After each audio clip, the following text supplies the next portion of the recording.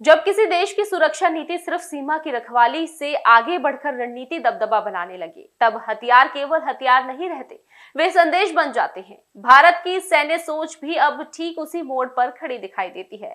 ब्रह्मोस जैसी supersonic missile के बाद अगर अर्जुन जैसे रॉकेट सिस्टम की चर्चा हो रही है, तो यह महज तकनीकी विकास नहीं बल्कि बदलते भारत की सैन्य चेतना का संकेत है। कहा जा रहा है कि अर्जुन, जिसे भारतीय रॉकेट क्षमता के अगले चरण के रूप में देखा जा रहा है, रफ्तार, मारक क्षमता और सटीकता के उस स्तर को छूता है जहां दुश्मन को प्रतिक्रिया का मौका न मिले। ब्रह्मोस से भी तेज होने का दावा और लगभग 500 किलोमीटर की रेंज, ये दोनों बातें अगर एक साथ किसी सिस्टम में साकार होती हैं, तो वह एक केवल युद्ध का हथियार नहीं बल्कि रणनीतिक संतुलन बदलने वाला कारक बन जाता है। भारत लंबे समय तक रक्षात्मक सैन्य सिद्धांत में विश्वास करता रहा है। पहले हमला नहीं, लेकिन वक्त के साथ हालात बदले हैं।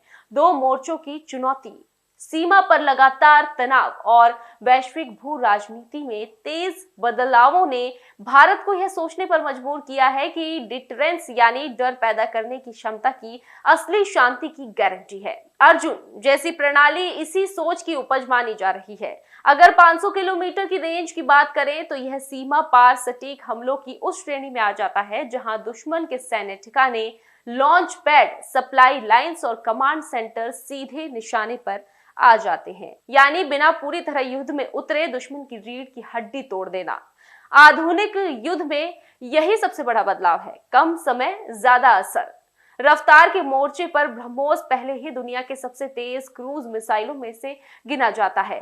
अगर अर्जुन उससे भी आगे जाने वाला दावा करते हैं, तो यह संकेत देता है कि भारत हाइपरसोनिक या अर्ध हाइपरसोनिक तकनीक की ओर तेजी से बढ़ रहा है। ऐसी गति पर किसी भी पारंपरिक एयर डिफेंस सिस्टम के लिए प्रतिक्रिया देना बेहद मुश्किल हो जाता है।